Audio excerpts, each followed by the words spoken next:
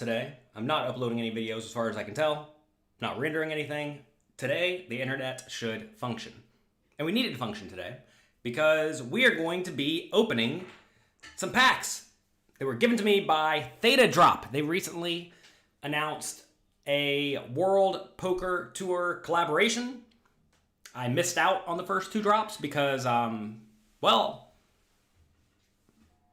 I'm slow is what it amounts to. And essentially, these are digital playing cards. Like I said, they gave these to me to open for you because, well, I'm a World Poker Tour champion 2 times, and because I'm here every morning, giving back to the community, interacting with the community. So that is what we are doing today. They also know I like playing cards. Remember, we have opened various playing cards, well, but not playing cards, collectible cards here on our show, A Little Coffee, various times so far. We've been through various old school playing cards or collectible cards, but now we have something different. These are virtual cards. You may say virtual cards, they're not real. They may be more real than you think. A very nice thing about non-fungible tokens, NFTs, are that they are definitively yours if you have access to your account, which you should have, right? And it's very different than cards like this because, for example, somebody could rob me and then I would not have these anymore. That would be bad. My house could burn down. I would not have these anymore. That would be bad, right? So there's a lot of value in things that you definitively own that no one can really take from you as long as you have a little bit of information in your brain. Speaking of your brain, nourish it with brain fuel. Shameless plug. But so there's a lot of value in being able to control your assets, and collectible cards are not necessarily like an investment, but they are something that you own that you don't want to lose. Again, why pick me? Because I'm a World Poker Tour champion. I won World Poker Tour bracelet back in the day. Can you see this? It's all shiny. Let's turn off the light. Maybe you can see it better with no light. World Poker Tour bracelet. Do we just go full screen here? There we go. World Poker Tour bracelet. There you go. There's another one back there on the shelf somewhere. We have these. And also, I was their player of the year. Look at this trophy. This is a World Poker Tour trophy. Jonathan Little, World Poker Tour player of the year. Are you supposed to kiss the trophy? And then you hold it up like it's a baby in Lion King. It's the circle of life. This thing weighs about as much as my young son Thomas. So anyway, I was fortunate enough to have the ability today to give you a showing of a THETADROP opening. Now again, I have not opened any of these packs of cards. I don't know what's going to happen when we do this. Let's just go through their site. The drop is live. Let's right click here. Actually, we'll go to this in a minute. They have 2 upcoming drops. This is what all of you and me are going to be interested in because this is what you're going to be able to get your hands on because the previous 2 drops are sold out. Daniel Negreanu, #1 legendary drop. It's coming soon, May 27th. Make sure you get on that. Really, all you need to do is you need to get on their email list and pay attention. Set a reminder in your calendar because these things sell out quickly. I honestly didn't think they'd sell out as quickly as they did, but they sell out quickly. Every time I'd come back to the site, they'd just be gone. So make sure you go to wpt.thetadrop.com, scroll right down, get on their email list, and you will not miss out. They have these packs of digital cards. This may seem expensive for digital cards. Somehow, it's actually not. It's shockingly not expensive for digital cards. I think a lot of people think there's nothing physical about this. Why does it cost any money? Believe it or not, it does cost a decent amount of money to maintain a blockchain that essentially says that the person who owns these cards. And you also have to design the cards. You have to license the cards, right? You have to get access to the players, to the World Poker Tour, etc. And I'm glad that they got this big project together. As far as I know, I'm not in any of the cards. Maybe I am. I don't know. I don't think so. Maybe next time. I need to win some poker tournaments. That's what I need to do. I've been pretty unlucky in WPTs recently. Let me go over here and look. Let's search Jonathan Little WPT. We'll see what my results have been in WPT recently. It's not been great. They were great initially. All right, here we are. Let's see if I can make this bigger. Jonathan Little, $4 million in cashes, rank number 10. I guess I'm the 10th biggest casher in WPT history. It's good considering I've done poorly recently. 28 caches. I guess that's 8th on the list. 28 caches. How many of these things have I played? Holy moly. Did you know that I played at least 28 WPTs? I'm just trying to do some math here. If I played 100 of them, that means I cashed 28% of the time. That's ridiculous. So clearly I'm running hot WPTs. 5 final tables, 2 wins. I know all the tournaments have like 300 people minimum. So 300 people. I'm supposed to win 1 in 600 tournaments. No. 1 in 300 tournaments. Maybe I should get 2 in 600 tournaments, give or take. Clearly I've run hot in the WPT. It's good to run hot in the big buy-in tournaments. Is this person talking here? Oh no, it's muted. Okay. So what have I done recently? What have you done recently for me? So this was pre-COVID here. I have not played any WPT since COVID. I don't even know if they've had any. If they have, actually they had one in Florida, but I did not go because I was not fully vaccinated yet. So look, we have a bit of a problem here. 36th place. Lord knows how many people this thing had in it. This probably had 1,000 people or something. Let's see if it tells me. Yeah, 1,156 people. 36th place, or what did I say? Yeah, 36th place. It's almost a good run. WP Tournament of Champions, 9th place. Almost a good run. WPT Montreal, 8th place. Almost a good run. WPT Bobby Baldwin Classic, 6th place. Almost a good run. So as you can see, look at this horrible record here. 23rd place, 31st, 12th, 25th, 13th, 17th. Like, you see, back to all the way to 2014, essentially. I had 2 kids in this process, so I didn't play a ton. But you see, I went from, in the beginning, 5th, 1st, 7th, 2nd, 1st, to, 8th, 13th, 12th, 6th, 8th, 9th. But it's very important to realize that it's not actually all that bad when you see results like this. Because if you think about it, if I play 5 WPTs a year, 8 WPTs a year, and we're taking a 6th, an 8th, and a 9th, we're at least kind of getting close, right? And all you can do is show up and give yourself the opportunity to get close. So don't be discouraged whenever you are getting close but not quite getting there, because all it really does take is an additional hand or two. I mean, I'm just thinking back right here to Playground Poker Club. I was in this big hand when we were down to 9 people, and I had top pair, top kicker. My opponent had bottom set. I was 3rd in chips. I was 2nd in chips. He was 3rd in chips, and that made me a short stack. Then I collected a payout jump for free and took 8th place. Very easily could have been swapped, right? Where I make bottom set, he makes top pair, top kicker for 40 big blinds or whatever it was. And that could have gone very differently, right? Fine. WPT right here. I know for a fact I lost a flip to Tony Dunst to bust me, so could have won a flip to win. There was also a hand on the final table where, or finals on the bubble of the turn, where Oli Simeon probably got away with a bluff against me, where I had a rough bluff catcher. I probably played it poorly. I had kings, and the board ran out like a four straight 3 flush by the river, and I folded on the river. I probably should have just ripped it all in on the flop. Instead, I played it a little bit slow to try to give him a chance to bluff, but that probably just let him get there. Anyway, stuff like this, right? Right there, that easily could have just gone differently. Could have not come off a 4 straight 3 flush, and I would have got a double on the bubble and probably won the tournament. Instead, 9th place, right? 36th place at Borgata. I don't even remember this. That might as well have not happened. All you can do is make deep runs, right? All right. I like the World Poker Tour.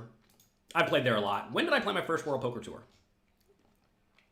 2006. Goodness gracious. 15 years ago at Atlantis. That was a lot of fun. That was that final table where Isaac Haxton ran this insane bluff on Ryan Dowd at the final table, where they both had the nut low on a 4 straight river or something ridiculous. It went bet raise all in on the river. And they both had nothing. You can look it up. I'm sure you'll find it somewhere. What was my favorite championship? Seems like you battled with Jonathan Jaffe a lot versus my first win. Could that be editing? So here's my first win at Mirage. I got heads up against Corey Carroll. We were just both kind of shallow, and I won ace-2 against ace-5 or something, so that was lucky. Then over here at Foxwoods, we got heads up, very deep stacked. This was before they went to 30-minute heads up levels. Back then they used to do 2-hour heads up levels. Every level in WPTs were 2 hours. It took forever, which maybe is why we had such good results, because it gives you plenty of time to extract value. Plays almost like a cash game, really. And we got heads up with I don't even know, like 100 big blinds or 80 big blinds or something, and it took forever. The short stack just kept winning every hand. And I was lucky to win the last one. Now Jonathan Jaffe's a poker coach and coach. He makes great content for us. Anyway, I like World Poker Tour. Make sure you go to THETADROP.com, THETADROP.com. Get on the email list because this really is cool stuff. All right, let's take a look at what happens if we click View the Drop. This is the next thing that is happening. You can bid in a silent auction on this Antonio Esfandiari card. That's probably going to be out of the reach for most people. But as you see here, they have 3 packs available. They have the Champions level pack, which contains 5 base set cards, 1 all-in set card, and 1 Champions Legend set card. Okay, 7 cards. All-in pack gets you that minus the Champions Legend set card. Base pack gets you 5 base set cards. As you see, they're capped. 700 of these, 700 base set card packs, 300 all-in packs, 100 Champions level pack. So, pretty exclusive. As you can see, they're already sold out, which is a bummer if you don't have any, and it's not a bummer if you do have some. That said, we have some from their previous drops. So you go over here, click on My Collection. I don't know if there's a sound component here. I've never opened one of these. I don't know what's going to happen. We have some packs here. Let's take a look at what we have. We have a bunch of base set packs. I actually don't know how to differentiate between these because I know I have some from both drops. So if somebody knows how to differentiate between these, let me know. Let's just open up a base set pack, see what we get. We're going to click on this, and we're going to see what we get. And I'll do my best to tell stories about these players if I know any stories. And we're going to go kind of slow through here. We're not just going to open up the packs and rip them and throw them and try to find rare cards. That's not what we're doing, okay? We're going to enjoy this experience and do it. All right. Open a pack. What's happening? All right. 5 cards. Do I click on them? Which one do you want to click on first? Does it matter? Probably doesn't matter. Let's click. David Baker. The original David Baker. Can you all see this? Is this good size? You can see original David Baker. This is original David Baker. He has been around for forever. He's the original David Baker. There is a young David Baker who's about my age. Both of them play lots and lots of mixed games. Very, very strong poker players. Oh, and I can play a moment. Okay. Let's play a moment. About 4 million separates Modest Symbolis from chip leader David Baker.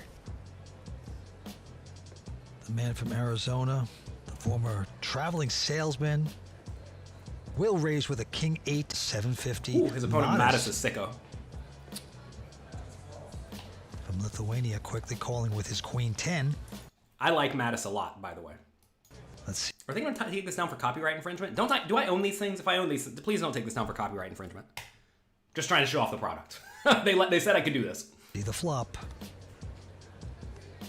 Oh, the flop is a King 7. 3 of a kind for David Baker.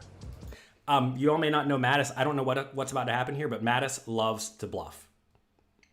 As you would think someone like this, dressed like this, enjoys doing. I like Mattis a lot.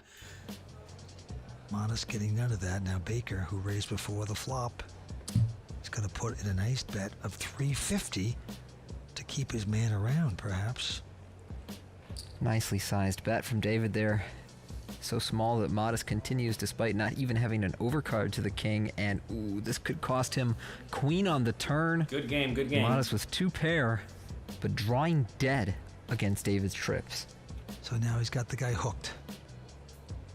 So David here, going to build the pot with a 950 bet. Now a medium-sized bet of about 40% pot from David over to Modest. You and feel of kind of course, sick with the here. queen on the turn, Modest not With the ready to queen fold. Last card, a jack of spades. You could fold this forever. Well, Modest does block the potential straights of 10-9 and ace-10. However, I think some of David's most likely double-barrel bluffs contain a jack, like ace-jack, jack-10, jack-9, 2.3 million. What Tony Duffs was saying there is that the likely bluffs, ace-jack, jack-9, jack-10, would check it back on the river. They don't need to bet, right?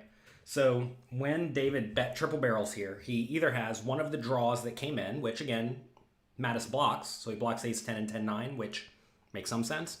But really, you need to have David Baker just like stone blasting off. Now look, David Baker is a world-class player. I think he is generally on the tighter side, generally not the type to just blast it off. That said, I'm sure he's capable of doing it. I'm sure he's done it plenty of times. Heads up, like look, you just got to call. It's unfortunate. But if your opponent is someone who under bluffs here, I think this is actually a very reasonable spot to fold because your opponent's not going to overvalue a 7 or turn a 7 into a bluff. And they're also not going to bet with a lot of their obvious bluffs, which now contain a jack on the river. So you need your opponent just like stone betting off with like ace high or 9-8 suited or something like that. And given no backdoor draws arrived on the turn, and given Mattis could just have a king, this is a spot where David Baker's range has. I gotta think it's pretty strong here. About half. Can you all see this video? Well-sized bet from David, giving Mattis 3-1 on his river decision. With 2 pair. Yep, he's going to make this call. Now, Mattis has been getting bullied in these big pots all night, and I guess his patience ran out. Finally calls down David Baker at exactly the wrong time. Called him down at exactly the wrong time. That's a bummer. Can you all see this? What's happening here? Or am I the only one watching this by myself? All right, we got a David Baker. What does this say? King me. What's king me mean? All right, sure. All right, what else we got? We have David Farah. I know literally nothing about David Farah. All right, let's watch a hand. Dave Farah, a lot of versatility, a lot of guts, and this time he's going to look down at a 5-3 of clubs. What did I say about 5-3? Did I say you should raise it when you're first to act? No, I didn't. Yeah, there he goes. Into Daniel. Ooh, Daniel's good tag player. In the big blind. And he's going to protect it with a call. 5-3 versus 10-6. Who will get lucky? Wow, Queen 8-7, 2 hearts. So good flop there for Daniel. Yeah, flush draw plus a straight. gut shot. David with just nothing, 5 high. I'm not sure he should even continuation bet very much here on this texture, but Tony Dunst does good analysis, right? Make sure you give him a follow on Twitter. I don't know what his Twitter name is. Tony Dunst is good. This is a spot where it's like really easy for the big blind to have something here. Like gut shot, straight draw, flush draw, backdoor flush draw, queen, 8-7, ace high, whatever, right? And so I don't think you can get away with continuation betting here every time. And very often a hand that you don't want to bet is a hand that's just in awful shape. And 5-3 here is an awful shape. If it does go check on the flop, then you start considering bluffing with the 5-3 if Daniel checks the turn. he is not much of the checking type. We'll make a bet of 675. If you are going to bet, you want to bet small, I think. Because right here, you're just trying to get, like, jack high to fold, right? You should probably have 2 sizes here. One big size, like one big polarized size, and one small size for, like, nut hands. Just, like, stuff like this. And Dan will make the call there. I think they are a little too deep to check raise and just go for it, but it wouldn't have been crazy if he went that route. And a 7 of diamonds on the turn is actually a decent card for Dan to lead. He's going to have a lot more 7s in his range than David does, and so it's quite plausible that he would lead out with one on this draw-heavy board.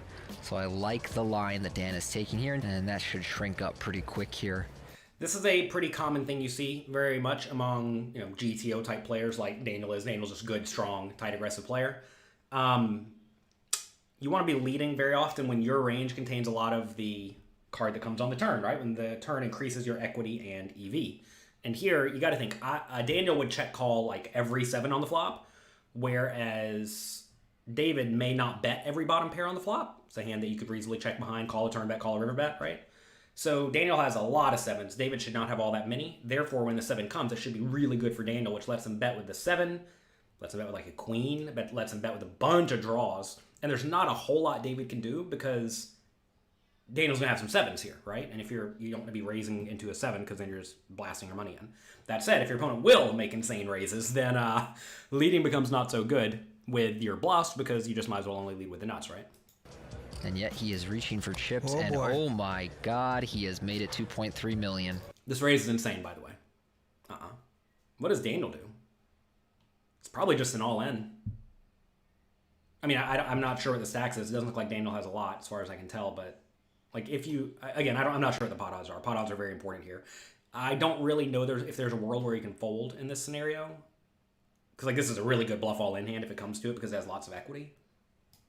What a spot for Dan, and what a suicide raise from David. I mean, this could work, but oh man, if you make a habit of putting in money with 5 high, no draw on the turn. Look at this. It is. Fold! I told you he was tight. Wait, what pot odds was he getting here? I don't know what pot odds he's getting here. He has to put in 1.4 to win 6. He needs to realize 25% equity. You got 9 outs plus 3 straight outs. 9, 10, 11, 12 outs. You got 12 outs. It's 25% equity straight away, assuming you have no implied odds. I mean, I don't see how you can fold here. You got to think you're just against the nuts, which is obviously not the case against David. Okay, here's a little trick for all of you. If you play against David, don't fold. Okay? Cool. This is going to take us forever to get through these things, huh? Let's take another one. What are we watching here? This is the WPT THETADROP NFT, non-fungible token. Check it out at THETADROP.com. Make sure you get on their email list to be sure that you know when more are available because these things are selling out like hotcakes. I didn't think they were going to sell out super fast, so I did not get any of the first few. THETADROP was kind enough to give me these because I am a World Poker Tour Player of the Year with a YouTube channel, and they think I need to up my level of quality on the show. So they gave me these. So thank you very much to THETADROP for this. All right, let's see what we have next. David Baker again. This is a different David Baker. Is this the David Baker collection? Maybe we'll run a bluff this time. David with a nice little 6-5 at diamonds just calling. And Modest with a king 10. He's going to raise to 275. David must be in the small blind here. If you all enjoy the show, by the way, do me a quick favor. Click the like and subscribe button below. If I'm allowed to review these on my channel, we may be able to have some WPT content. I own these things, right? Do I own these things? Gets the call by Baker. Here we go with the flop. Gotta limp. I mean, if you're gonna limp, you gotta call the 6-5 suited. It is a king, queen, 5. Modest with kings. David with 5s. And Modest will continue with the 375 bet. Great flop for Modest, of course. He's got backdoor draws to go along with his top pair. David will make the call with bottom pair. Fine and good. And we see a king of diamonds on the turn, so trips for Modest. And a dangerous card for David, because it actually makes his hand a little stronger. Not. I gotta presume David Baker's gonna win the David Baker hands. I don't know how David Baker's gonna win this hand.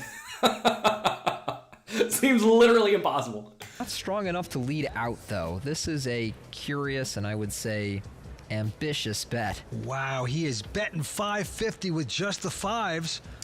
All right, let's take a second. Think about this. Remember what I just said. You want to lead when the turn increases your equity and EV, right? So if the turn increases your equity and EV, you want to be leading. Does the king help David or Mattis? Now, obviously, Mattis is going to bet like every king, right?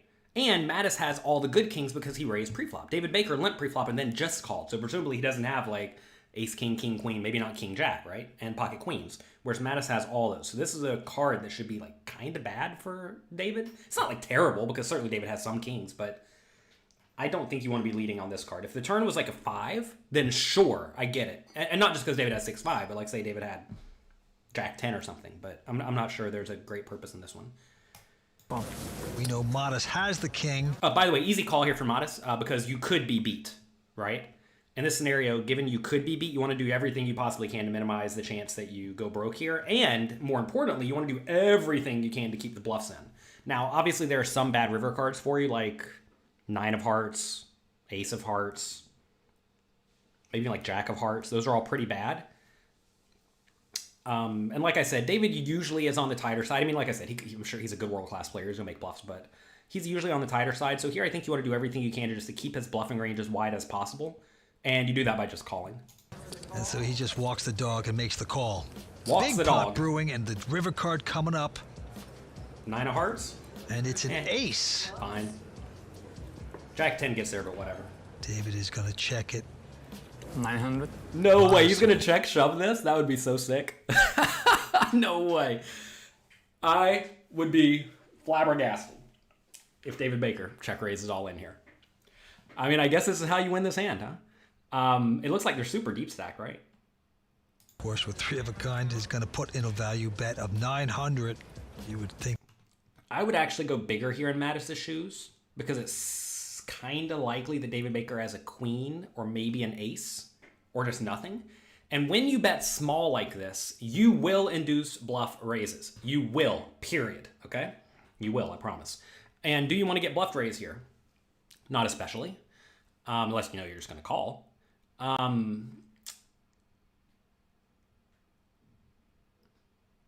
So for that reason, typically I just go bigger in these scenarios. And then when you do get raised, you can just fold because your opponent would be insane to bluff because you're sitting here with Jack 10, pocket aces, ace king, king queen, right? You just have all the nuts.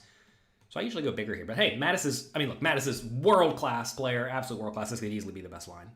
Not saying that he does not know what he's doing. Mattis is world-class player. I think it's going to be quitting time here for David. I would assume so, but he is counting out chips, and it looks no. like a raise coming in kidding. here. Oh my goodness. Whoa. Wow. Tiny He's gone raise. over the top. A total of 2.4. Tiny raise! How do you fold, Mattis? Just pay, man. Sucks. He could do it with king 9, king 8, king 7. The thing is when you go for this small bet on the river, your opponent may view this as you just going for value like ace jack or something. You gotta pay. That's a 1.5 Gotta pay. million raise, and this is very interesting. If he should make this, he'll be the hero, but he's going to throw it away. David Baker gets away with it. David Baker super proud of himself after that one. Absolutely. That is the bluff of the week. Beautifully done. Nice bluff. That's ill. I actually, it's coming back to me now. I remember I bluffed Mattis in this, it was like a $2,000 tournament or something. I played Mattis like every single day at that Bellagio. Oh no, I'm sorry, that Aria WPT I took 6th place in. And I remember I bluffed him in one spot where I'm like, this is just a ridiculous bluff. But I think maybe it was actually something very similar to this where I'm like, okay, he's going for lots of bluffs. And I just tried it and he folded after tanking for forever. So maybe these world-class online kids are the players you want to be check bluffing on the river. I don't think you can fold to that small river check raise, but I mean, hey, they just know. Theta will be the #1 crypto by market cap. It probably won't take over Bitcoin. Maybe it will. If it does, that'd be great because I have some cards now. But cool. He played it just like a set. I think it'd be ridiculous for David Baker to play a set like that. Why would you ever lead the turn when you have the super nuts and you want to keep your opponent bluffing? I completely disagree. Can we have PC badges on Twitch? Send me an email, support@pokercoaching.com, because I don't know how to make that happen. Tell me what you want. I'll find somebody who can make it happen. Thank you very much. All right. What is this? This is the Theta Drop WPT collaboration. How do I go backwards? Essentially, they give you cards. And they come with a clip of the WPT. And we're going through the hands. They gave me a bunch of packs. I guess we're going to have to do another show of this, huh? Let's take a look and see what we have. Jerry Wong. I have played with Jerry Wong a few times. I think he's just like generally on the tighter side, right? Tight aggressive? Maybe not. Let's see. Jerry here with an ace queen. Finally picking up a hand. It's funny because like it's very important to realize you can be very good in various ways. Like Daniel earlier, good tight aggressive player. I think Jerry's like good tight aggressive player, whereas Mattis is like good loose aggressive player. Although he just folded the trip, so maybe not. Anyway, it's important to realize when I say like tight aggressive player, that doesn't necessarily mean good or bad, because you can be good or bad tight aggressive. You can be good or bad like loose aggressive, right?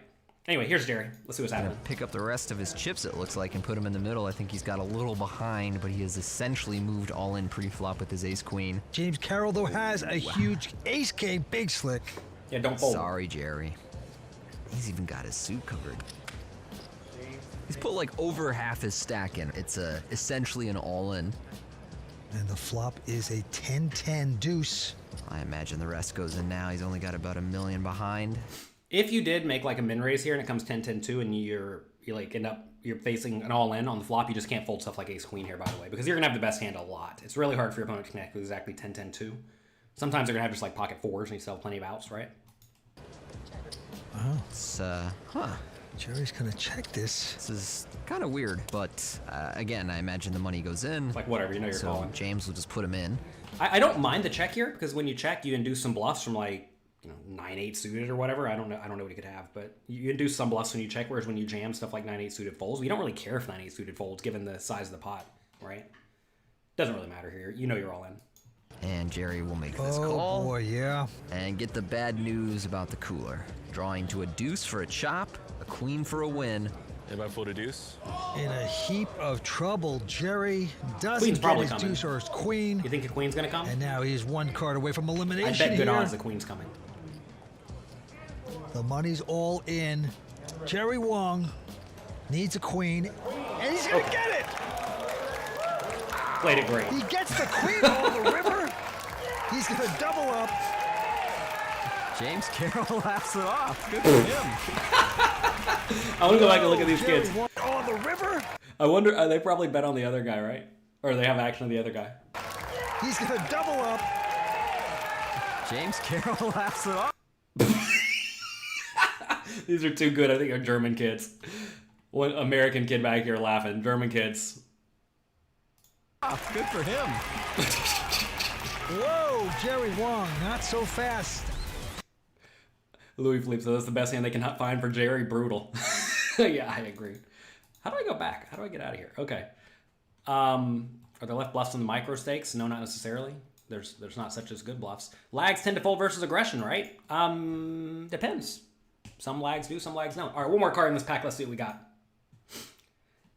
Lynn G. Let's see what we have. She's been playing a bunch of high-stakes games. This is from a cash game I watched on TV just the other day. Make sure you record this on DVR. Sevens. Alex is makes his insane. call. Like, absolutely insane. I like playing with Alex. He's fun. Wow. Finds queens with a bunch of action in front of him, so he will 3-bet now, going up to 6,500. And now, Lynn with kings. I will be all in. Ben's out. Not me. Alex out. I like the shove. Seems like a fine spot to get it all in, right? Goes raise, call, 3-bet, rip it in, 32,000. And maybe, what else are you gonna do? I'm fine with this. Where'd you get your stream layout? I built it. I have a team of employees who help me with this kind of stuff. Yeah, not much Darren can do there. I have kings. Queens? Kings. Oh. I have queens. That would be interesting. So much dead money in the pot. All right. Darren Someone's needs gonna a win, someone's two-outer. gonna lose. Let's see. Flop, it's a king 8-6. I'll take it. They are running it Is one Darren time, gonna win this? And that's all Lynn is going Come on. to need. Top set on the flop. Or the Give it to red Darren kings. for Darren fun. does pick up a backdoor flush draw to diamonds. Let's be honest here. Last time I played at the Poker Go studio where they filmed this, I flopped a set somehow, and then it like runner to flush. I'm like, oh, that's fantastic. So let's see if that happens here. It's certainly possible. But he may be drawing dead on the turn if he can't find another diamond. Oh, he does, in fact. And so now 9 outs Oh, boy. going Oh, to boy. the river for Darren. You see 16% to win this pot and put a brutal bad beat on Lynn. 10, it's gonna work out for How does Darren Elias not lose?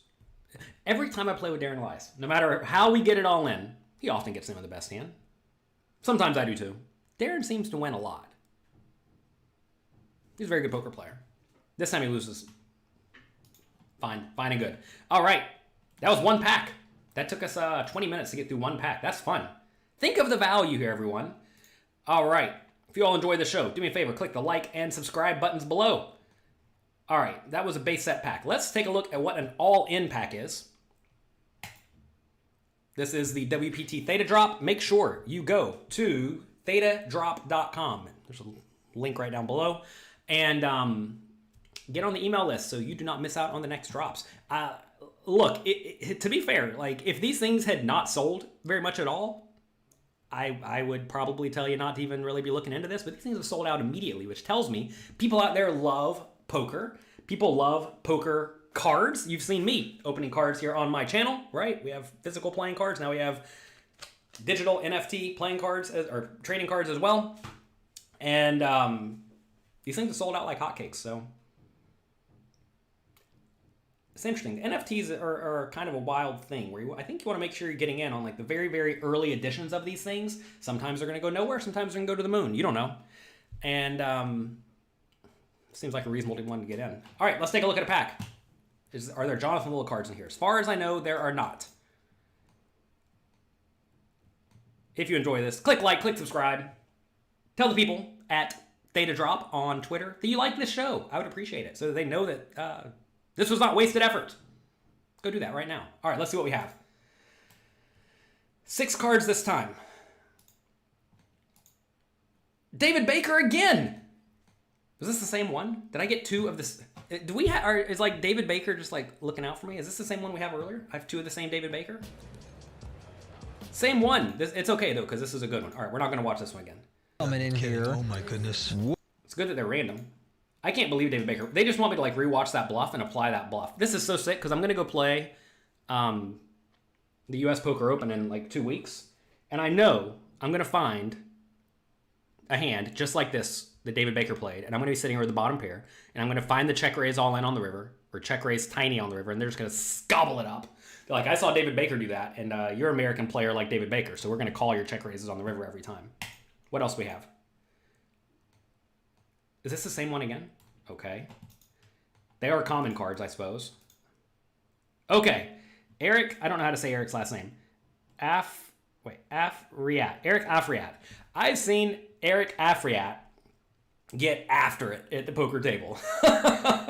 He's normally nice, sane guy, and every once in a while he just loses his mind. Let's take a look. Which Eric are we going to have now? 700. Eric with the 7-5 of hearts. He's going to get aggressive. Makes it 700 with that junk hand. Maria Ho with the King Jack of hearts.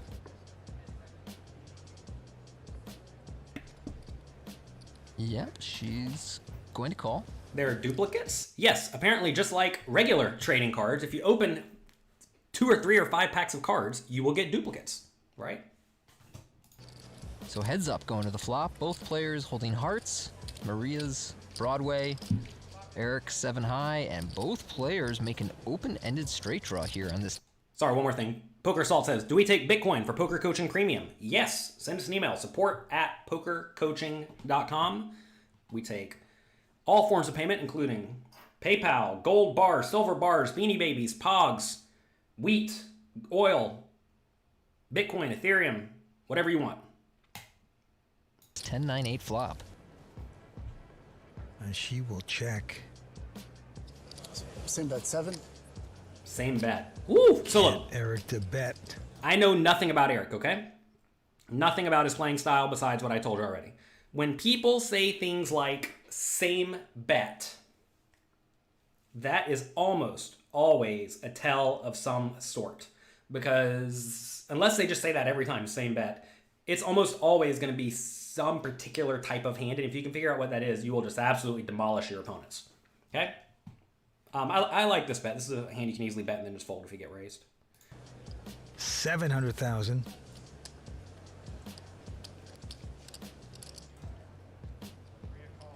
Making the call. Hoping to catch here. Will she? Yes, she does with a queen. Top straight. Of course, there are 3 spades out there. I mean, it better come a 4 straight. Yeah, so with that third I spade mean, a 4 flush, how else making would you Maria's lose? hand, I would say she's cautiously optimistic here. She's checking. I don't hate blasting from Eric. And he's going to check behind. A lot of danger out there. River card. Another spade. And neither player has a spade. That's not good for Maria. She's got to hate that. You gotta check, call She's going Maria. to check and hope that Eric's going to check behind. Eric enjoys bluffing. Yeah, 2.5 million from Eric. Nice bet here. You can't win by Easy checking, call. of course. Easy call. Your opponent's more likely to It's call with annoying. suited hands than offsuit ones pre-flop. Maria in a tough spot. Reading her well, Eric. That's The thing is, think about what is happening right here. Eric bet 2.5 million, meaning Maria needs to win 2.5 divided by 8.5, which is, I don't know, 33% of the time. How often do you think someone's going to have a flush here? Well, it's kind of hard to say. People typically play the high flush cards. Notice the queen is on the board and the 10 is on the board. So they have to have the ace or the king or the jack. Would your opponent even bet 2.5 million with the jack? A lot of people wouldn't. So your opponent has to have the ace or the king. What are the odds they have the ace or the king? Now, I don't know the exact odds of the ace or the king of spades. It's going to be roughly 40% to have one spade, okay? Roughly 40% because there's a bunch of spades on the board. So, given there's a bunch of spades on the board, they're 40% to have it, 60% to not have it. Here we need to be good only 33% of the time. So, the question then becomes, will Eric bluff with some non-flush hands? I gotta think he will, right? We see him here with the 7-5. If he's bluffing the 7-5 here, I can just tell you for sure he has a lot of bluffs. But against most people who are like kind of loose, kind of aggressive, as Eric is, it's annoying. It's a spot where you're going to lose. I already told you 40, 50% of the time, maybe 60% of the time. But like 33% is all you got to be good in this scenario. Something like that. I don't know exactly what it is. Do the math. I just call in these scenarios every time against good loose aggressive players and bad loose aggressive players and good GTO players. Just because pot odds exist, right? It's annoying. You're probably going to lose. But here she beats literally every bluff. I got to think Eric's not taking a hand like pocket fours with the 4 spades and playing it this way, right? He would just check it back and win the pot. So unless he's just legitimately insane and is going for like weird thin value bets and whatnot, I think you just got to call. It sucks. Like, you don't like it, but whatever. Kind of a good player. Apply pressure. She folds, though. Fold that has the better hand, and he's going to do it. I mean, I like the bluff. What else are you going to do? All right, you got the 7-eye. Nice played hand there by Eric. I like the flop bet. I probably would just kept blasting the turn and then blasted every river. Maybe you're supposed to just give up on the turn. But, I mean, this is actually what I was talking about earlier. Remember how I said, who was it? I had the 5-3 earlier where I'm like, just check back flop and then bet turn and river when they show passivity. It's a similar spot where you just got to get after it when they check. All right, what do we have now? James Carroll, another good tight aggressive player in general. Let's take a look. An exciting moment here at the Esports Arena in Las Vegas for all these 3 players. We're going to win big money here tonight. Ace 5. Yeah, with ace 5 here. It's not a particularly good hand. It's the worst hand you would think. All in. And James How many big blinds has a does she king have? queen. Oof. Oh, they're heads up. So close. Okay, fine. I don't. So it looks like... Oh, are they heads up? No, they're not heads up, but... What are we playing here? I'm sorry. Let's rewind. I'm not exactly sure what the blinds are here. I'm kind of confused. It must be small blind against big blind or something. All in.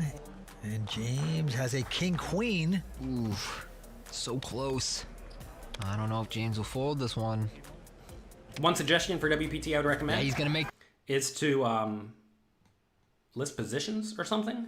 All right, that way we know what's going on a little bit more clearly. Because, I mean, like, if you're watching the show, you kind of keep with the flow and they show chip counts and all that stuff and, like, an overhead view of the table. Here, these are a little bit shorter clips, so it's kind of hard to tell stacks and positions and all that. I mean, stacks are clear, but positions are kind of difficult. This call, Vince. Yep, he's made the call. All right, we Maria got to is flip. a king and Classic queen. coin flip. Classic coin flip. We don't need to watch classic coin flip, right? It's Maria who needs to catch up to stay alive.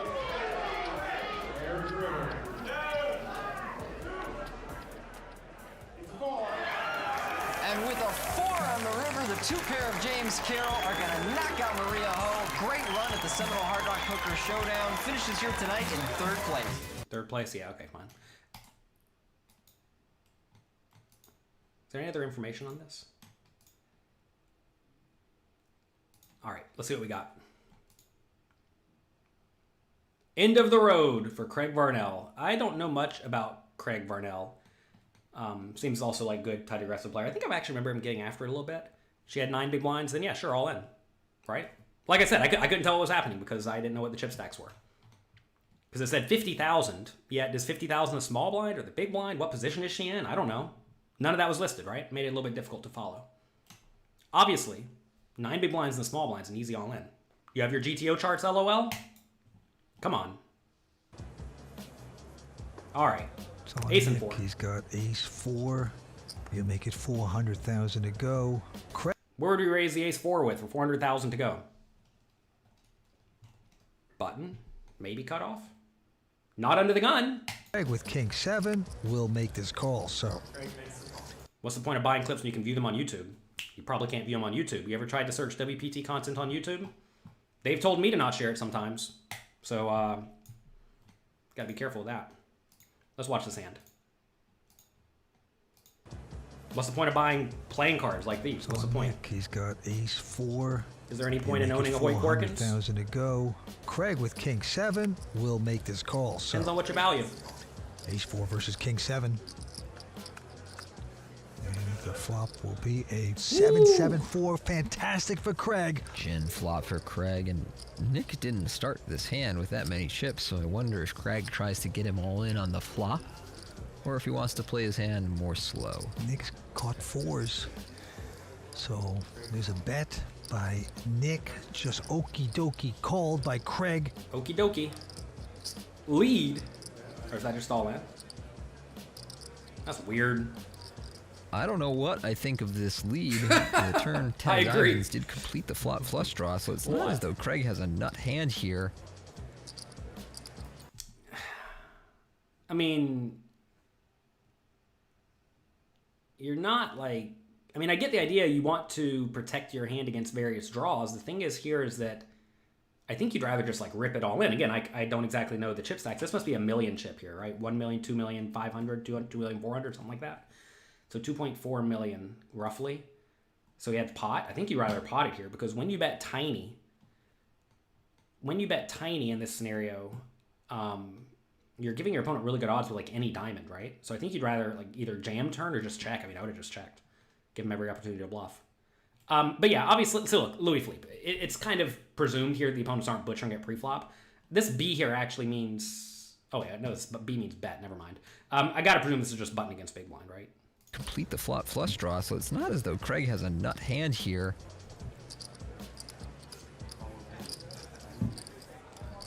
Nick, not convinced that Craig has anything good, makes the call here, so...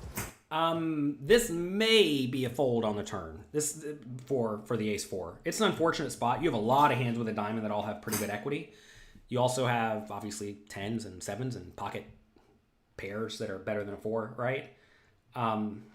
And the problem is that you're going to realize your equity really poorly because if your opponent just shoves river, it's like really, really bad. So I think this is a spot where you probably just want to fold, even though there are a bunch of draws available. Because like your opponent could easily have like 9-8 or Jack-9 with a diamond, so they have some bluffs, but you don't know which cards you have to fade. Like right here, I mean, sometimes this happens where you get the 3 on the river, which is like a really good card, and you probably got to pay on this river, but you still just lose to every made hand, which your opponent Going could to the have. river, it's a 3 of clubs. Nick only has about 2/3 pot left behind. Look at that. Craig is pushing Nick all in. It's an unfortunate spot. You just got to pay. Even less, Nick only with about half pot here. Might be a fold He's on the getting turn.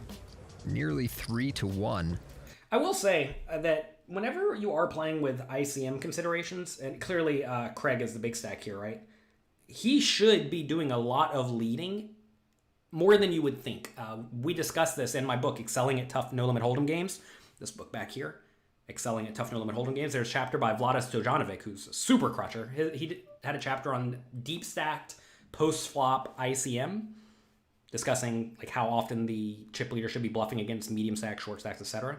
And you actually should be bluffing a lot, like way, way, way more than you would think. That said, I don't know if and if you are betting here with a lot of bluffs, you also get to bet with a lot of strong hands. And what it amounts to is the risk premium for Nick is so high here to the point that he just has to fold a lot of hands, like this ace 4. I think he just has to get out of the way On this call. on the turn. I mean, He it thinks sucks, Craig but is trying to bully him. If you think he's bluffing every time, though, just call him. Don't worry about it. He's been so disciplined all night, but he's going to make the wrong move right now. All right, he's out.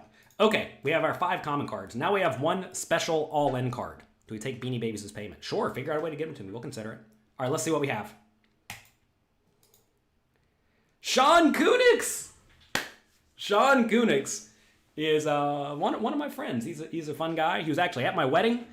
Sean Kunix will get in there and battle with the best of them. He loves to play. Let's see what we have here. Oh boy, he's a character. Right now, Sean Kunix on the short stack. He came to this final table as the big chip leader. He is now in 3rd place. Mike Sexton. Sean All now right. with a Jack-9 of hearts. He is on the short stack now. Well, going to cost him 125 to make the call, but he's raising to a $500,000 here. It's not going to work here. Young Darren Elias. And there he goes, all in. And a snap call by Sean Kunix. And he proudly displays the Jack 9. You can see Darren just a little bit shocked that the guy.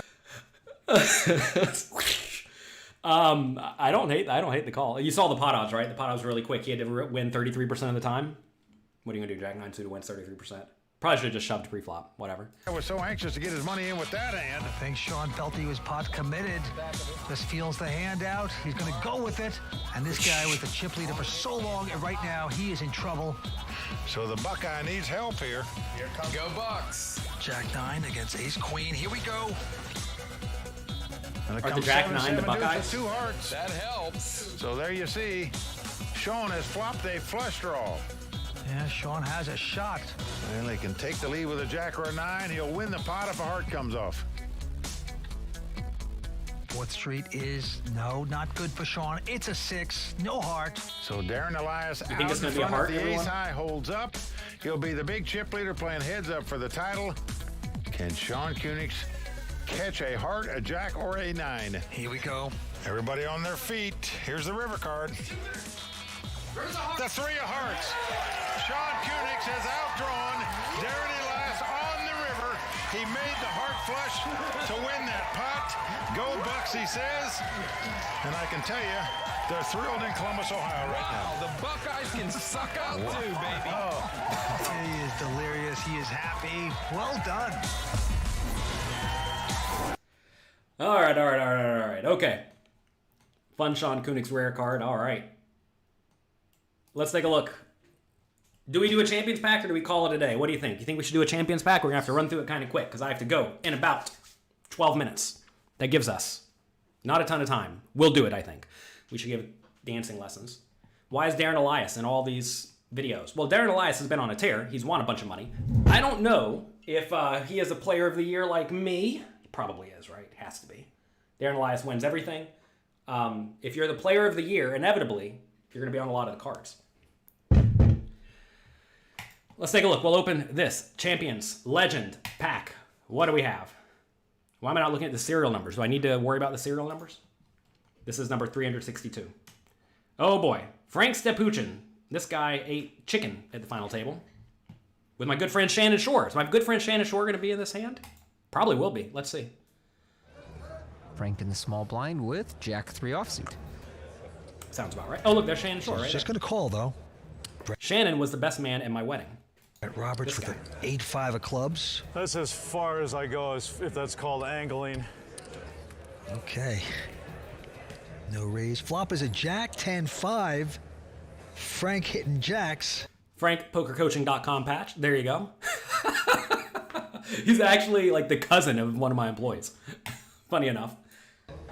Hard it hard.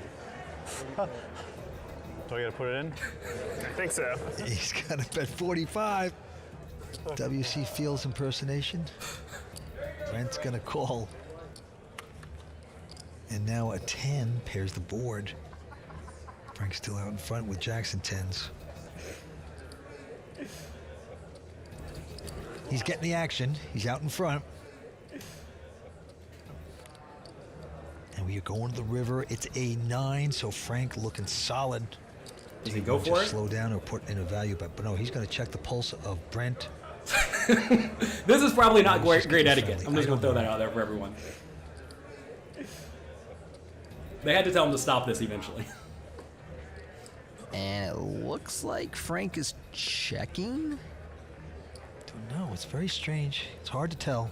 Yeah, it should be the end of this. Unless he has the suspicion that he is behind and maybe he wants to turn this into a bluff. And Yeah. that's what he's doing. Huh. I'm Wow. surprised to see that. He didn't really Weird even bluff. bet that much. It's really hard to get people to fold pairs in these spots, so I just don't know why Brent is going for it here, and if he wants to go for it, why did he only bet a little above half pot? Call. This is thin He value calls it. bet. This is the thin value bet. Very good call. Frank turns it up. I think. Frank Stepuchin. That's a weird bet. You see how I bet like 40% pot on the river there? You got to think a jack or a 9's just never folding. So what are we doing? Come on, Brent. What are you doing here, buddy? All right, let's take a look at another hand. David Farah. Same guy as earlier. We're running out of time, so I'm actually not going to watch this one now. Sorry, David. All right. David Baker, high five again. I have 3 of the same David Baker. Okay. I presume number 270 out of 1,400 must be substantially more common. Did they ask them to stop touching people's necks before or after COVID? This was before COVID. This was actually one of the last things we played before, they played before COVID. All right, what do we got? Maria Ho. All right. Let's take a look. Maria Ho hand. Ho with the king, the 10-10 KO. All right. 500. And look at this. Maria with 10s has raised it. Chad with ace-jack. He's on the short stack at this moment. In fact, the 2 short stacks.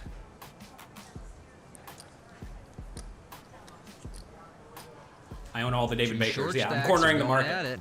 Whoever wins will be in a much better position. All in. And he's going to shove it. Back on Maria. Gotta call it off. And I do believe she'll call. This is a 14 blind shove. It's annoying, but like, whatever. You know, 10s are good. Yeah. She's going to make that call. She flips it up. She's going to like her position. She's a slight favorite to knock out Chad Eveslage. All right, we're running out of time for today. We already know she's going to win the hand. Okay, let's see. We have 3 more cards left here, including 1 more common. Bill Perkins. Bill the Thrill Perkins. He has a great book called Die With Zero. I'll find it while we're playing this. Bill with a jack 9. He is going to raise it to 3,000. I enjoy this book a two-way lot. action. King 8 for Alex, Jack 9 for Bill. And the flop is a King Queen 8 2 pair for Alex. What a flop for him. He's going to check it. These guys are both Thus wild, far, by he's the been way. very patient about letting Bill do the betting for him, so he continues that trend here. I like the. Oh, you copy. All right. I like it. Just calls the flop bet, and we go to a turn that will bring a gut shot straight draw for Bill's Jack 9, but Alex still way in the lead.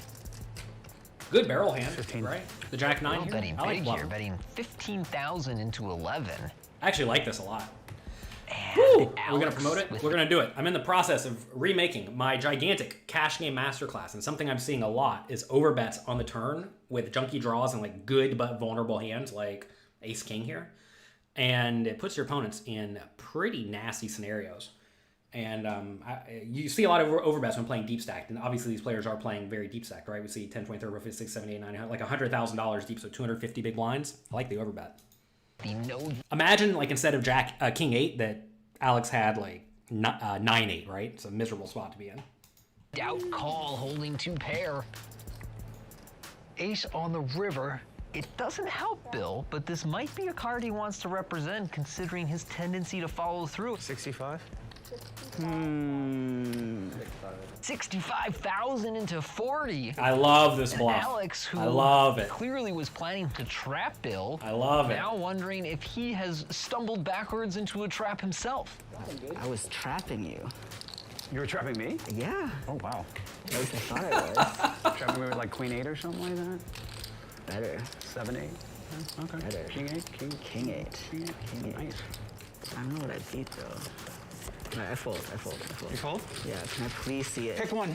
No, please, can I see it? Oh my god. You want to see it? Yeah, You yeah. sure? I want to see it. Can you beat Jack 9? How owned do you feel, Alex? Nice hand. I love it. All right, okay, I'm never folding again. That was fantastic.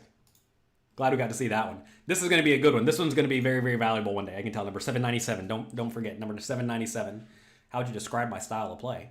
Good, fundamentally sound poker that adjusts applicably, appropriately, etc. All right, let's take a look. This is going to be a rare card? Sean Kunix again? Come on now. You're telling me I got 2 of the same rare card. 2 Sean Kunixes. I guess we do.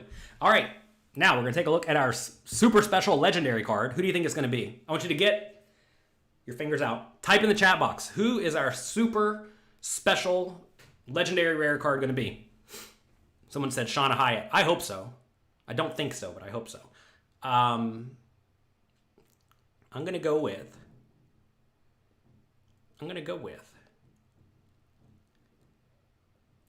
I think it's probably just going to be Darren Elias again.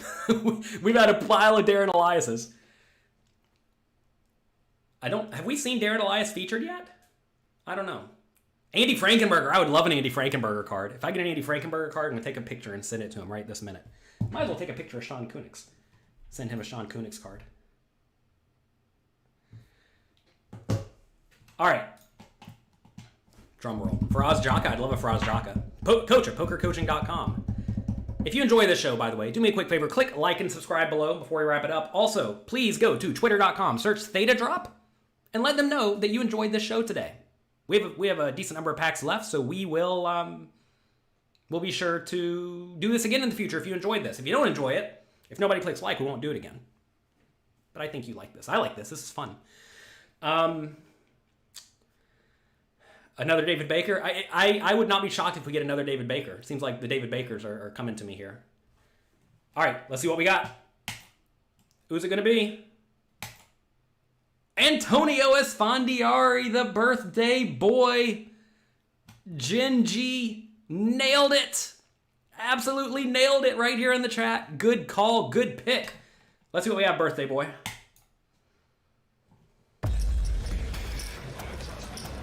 Lines are now that Andrew Roble? 400,000. Winner going to take home close to 900,000. It's on It is. Antonio. He's got king. I used to play sit and goes with Andrew Roble all day, every day. I was also part of this website a long time ago, but they're defunct. I wasn't actually that involved. Jack makes it 800,000. Antonio Esfandiari, you nailed it. Andrew looks down at a queen 10 offsuit and goes all in. Call. And look at this snap call by Antonio. Snapped it off. Ship the cheese. And that's an amazing call for 5.4 million, not to blink an eye. Let's rewind this. What stacks are we looking at here? Slow down, everybody. Slow down, everybody. Slow down, everybody. Lines are now 200 and 400,000. 200, 400. 200, 400. You raise King Jack, you get jammed on for 12 big blinds? Yeah. Come on, you got to call Mike Winner gonna Sexton. take home close to 900,000. It's on Antonio. He's got King Jack. Makes it 800,000 to go. By the way, Andrew Roble, that kid there, maybe, speculation on my part, pure speculation, maybe the person who's got richest off of poker. Maybe. Very easily could have been. Very, very proud of him. Andrew looks down at a queen 10 offsuit and goes all in. Call. And look at this snap call by Antonio. Ship the cheese. And that's an amazing call for 5.4 million, not to blink an eye. 15 big blinds, actually. Well, everybody on their feet. King. King Mom. Antonio dying for a king. Give me a birthday present, please. It's my birthday. Come on. You couldn't give yourself a better present, Vince. This is Dolly Man. You can find Dolly Man on Twitter. This is Peter Jetton. You can find Peter Jetton on Twitter. Then a WPT title. Will the poker gods be looking down on Antonio? Oh, it's ace king 6. Antonio's jumping around, but Vince, this is Hello. far from over. Hello. Andrew has flopped the net flush draw. No And a premature straight celebration. straight draw. So Antonio recognizing that now and slowing down. Andrew can't even look. And the board pair of sixes. That's good for Antonio. We're down to the river. Andrew Roble must catch a diamond or a jack. Can he get it? No! It's a 5 of spades. Welcome back, Antonio Esfandiari. You have done it. The magician levitates himself and takes down a WBT title. You see that security guard? Let's watch the security guard. He kisses the dealer. Antonio Esfandiari. Guy jumps over the rail. The magician levitates himself. He levitates. Security guard loses his mind. WBT title. Whoa, His whoa. second one. You can't really levitate, sir. To the champion of the Doyle Brunson 5-diamond World Poker Classic, Antonio Esfandiari.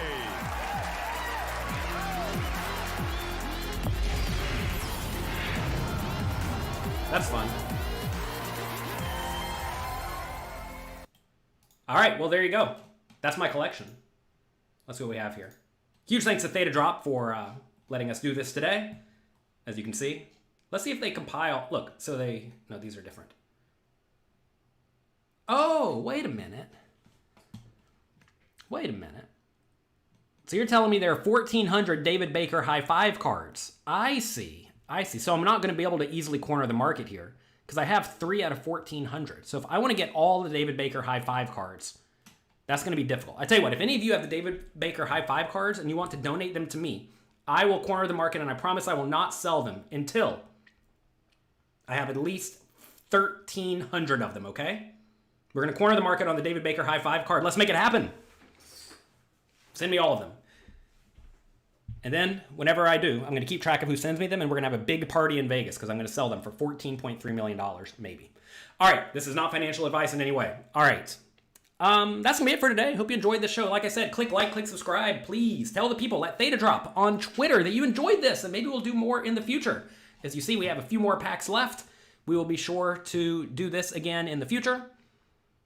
And that's me for today. Good luck. Have fun. Have a great, great week. Thank you for being here. Make sure you check out TheTADROP, and I will talk to you all next time. Bye-bye.